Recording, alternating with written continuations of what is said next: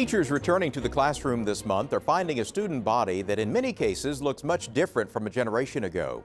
There's been a steady increase in the state's minority population over the past decade, a trend which is reflected in school populations. How educators handle that increasing diversity is posing a unique set of challenges for Oklahoma schools. According to the U.S. Census Bureau, minority children, including blacks, Hispanics, and American Indians, are now the majority in 11 Oklahoma counties. The Hispanic population has seen the most explosive growth, nearly doubling since 2000 to become the largest minority group in the state.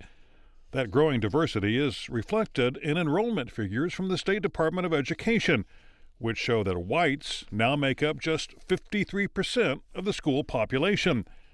Of the state's 10 largest school districts, 6 are considered majority-minority schools.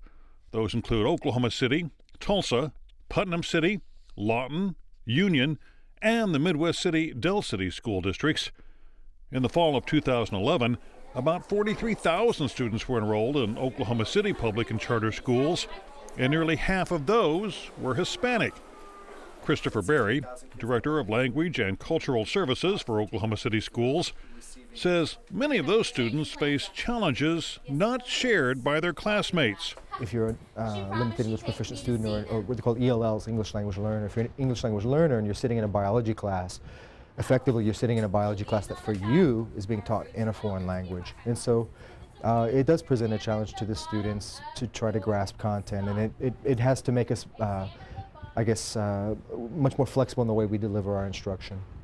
Rebecca Martinez Emerson is an ELL teacher at Van Buren Elementary School in South Oklahoma City. She says while many of her students do have some English language proficiency, others are basically starting from square one.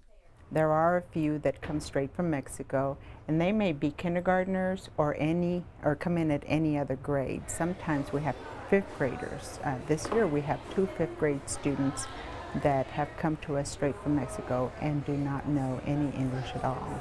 9-year-old Valeria Angan was born in Texas, but her mother came to the U.S. from Mexico, and Spanish is still the primary language in her home.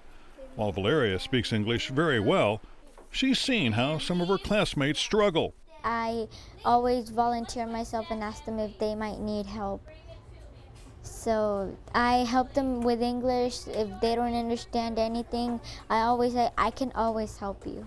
And Valeria already has big plans for her future. I want to go to college, not be like other kids. They just drop off from high school.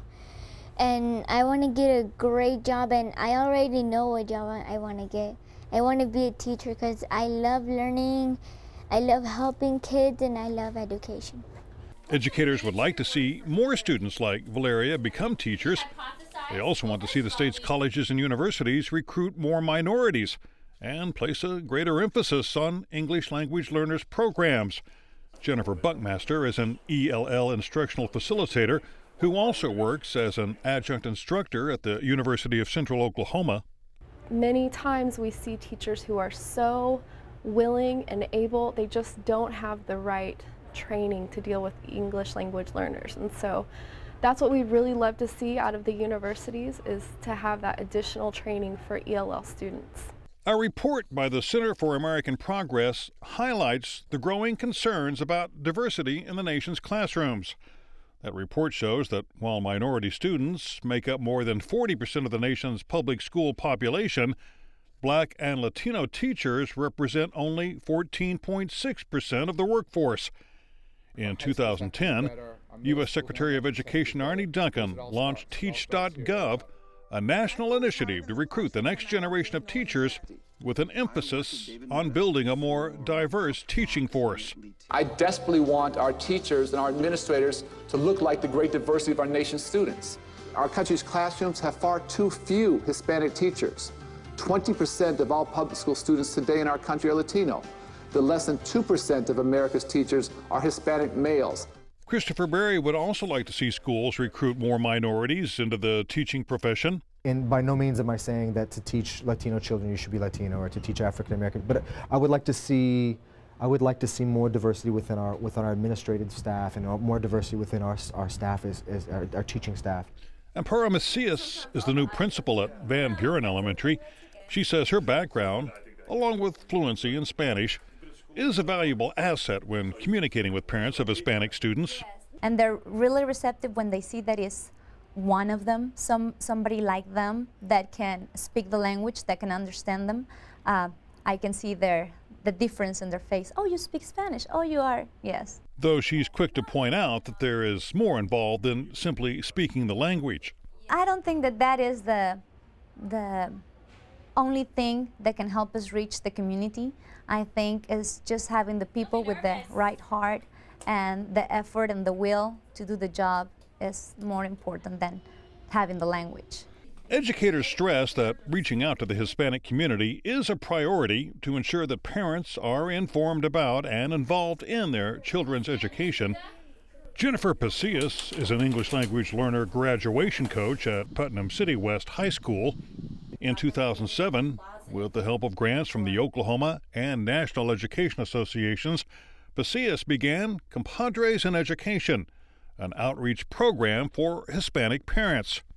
I had already been doing parent nights in Spanish. So whenever our school would have like open house or the enrollment, things like that, I would do the exact same thing, but I would do it all in Spanish.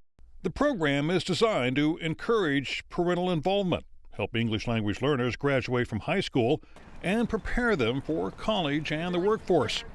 It seems to be working.